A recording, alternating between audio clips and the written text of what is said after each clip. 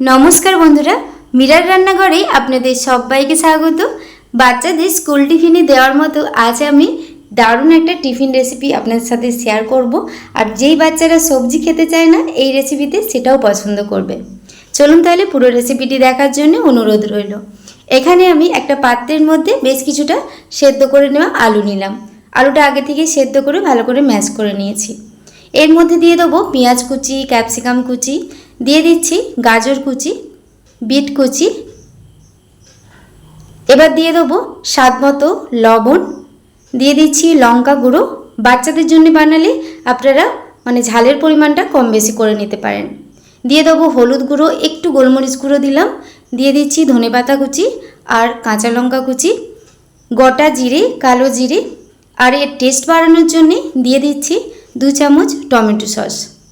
Tomato সসটা দিলে এই রেসিপির স্বাদটা কিন্তু দারুণ হয়। এবার ভালো করে সব কিছু উপকরণ মেখে নেব। চামচ দিয়ে ভালোভাবে মাখানো হচ্ছিল না, তাই হাত দিয়েই ভালো করে মেখে নিলাম। এখানে দেখুন পুরটা এখানে রেডি। আর পছন্দ মতো আপনারা সবজি ব্যবহার করতে পারেন। এবার আটাটা মেখে নেব। 1 বাটি আটার মধ্যে স্বাদ মতো লবণ দিলাম। এটা আপনারা ময়দা দিয়েও করে নিতে পারেন। ভালো করে মেখে নিচ্ছি। এবার অল্প অল্প জল দিয়ে ডোটা বানিয়ে নেব আর একটু ভালো করে দলে নেব। যেমন আমরা আটা ময়দা মাখি, যেরকম যেমনভাবে সেইভাবেই মাখিয়ে নিতে হবে। এখানে আটাটা মাখিয়ে নেওয়ার পর কোনো রকম রেস্টে দেওয়ার দরকার নেই। সাথে সাথেই দুটো ভাগে একটু বড় বড় করে দুটো লেচি করে নিলাম। এবার ময়দা গুঁড়ি ছড়িয়ে একটা লেচি আমি বেলে নেব। একটু মোটা করে, যেমন আমরা রুটি বেলি তার থেকে একটু মোটা করে বেলে নিতে হবে। আমার চ্যানেলে আপনি যদি নতুন হয়ে থাকেন, প্লিজ আমার চ্যানেলটি সাবস্ক্রাইব করবেন আর পাশে থাকা বেল আইকনটা পুশ করে দেবেন আমার নতুন ভিডিও পাওয়ার জন্যে। এখানে দেখুন একটা রুটি আমি বেলে নিয়েছি।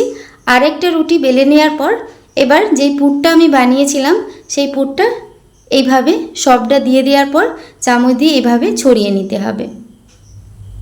আর পুরের পরিমাণটা একটু বাড়িয়ে রাখবেন, তাহলে রেসিপিটা খেতে ভালো লাগবে। এবার পুরটা চারদিকটা সমানভাবে ছড়িয়ে নেওয়ার পর আর যেই রুটিটা আমি বেলেছিলাম সেই রুটিটা ওর ওপরে মাঝ বরাবর চাপিয়ে দিলাম।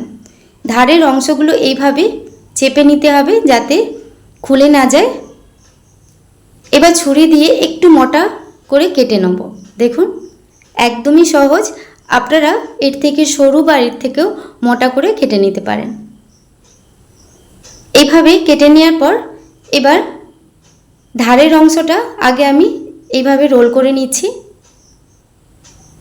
দেখুন এই অংশটা আপনারা বাদও দিতে পারেন, ধারের অংশতে তো বেশি পুর থাকে না, এটা আপনারা বাদও দিতে পারেন, নইলে এমনি লম্বা করে নিমকির মতো ভেজে নিতে পারেন। প্রথমে এইটা আমি রোলটা বানিয়ে নিলাম। এবার যে জোড়া মুখটায় একটু জল লাগিয়ে নেব, তাতে ভাজার সময় খুলে যাবে না। একটু হাত দিয়ে চেপে নিতে হবে। একটা আমি শেপ বানিয়ে নিয়েছি, আবারও একটা শেপ করে দেখাচ্ছি। একদমই সহজ। হালকা হাতে রোলটা বানিয়ে নেওয়ার পর একটু জল দিয়ে মুখটা আটকে নিতে হবে। সবগুলো করে নেওয়ার পর তেলটা আগে থেকেই গরম বসিয়ে দিয়েছিলাম। এর থেকেও কিন্তু আপনারা অল্প তেলে ভেজে নিতে পারেন। গ্যাসের ফ্লেমটা এই সময় মিডিয়াম করে কয়েকটা আমি দিয়ে দিলাম। আগে থেকেই একটা ডিম একটু লবণ দিয়ে ফেটিয়ে নিয়েছিলাম। এইভাবে ব্রাশ দিয়ে ওপরে এইভাবে দিয়ে দেবো ব্যাটারটা কিন্তু অল্প করে দিয়ে দিতে হবে। আর আপনাদের কাছে যদি এরকম ব্রাশ যদি না থাকে, তাহলে আপনারা ছোট চামচ দিয়েও ব্যাটার অল্প করে এর ওপরে দিয়ে দিতে পারেন। এক সাইড যখন হালকা ব্রাউন কালার করে ভাজা হয়ে যাবে, তারপর উল্টে নিচ্ছি। গ্যাসের ফ্লেম কিন্তু একদমই মিডিয়াম রাখতে হবে, তবেই কিন্তু ভেতরের সবজি বা ভেতরের যে এই রোল করা আটাটা ভালোভাবে সেদ্ধ হবে আর খেতে ভালো লাগবে। এক সাইড উল্টে নেওয়ার পর আবারও একটু করে ব্যাটার দিয়ে দিলাম। উল্টে পাল্টে ব্রাউন কালার করে একদম মিডিয়াম আঁচে ভেজে নিয়েছি। দেখুন কত সুন্দর লাগছে, দেখুন খেতে দারুণ টেস্টি হয়।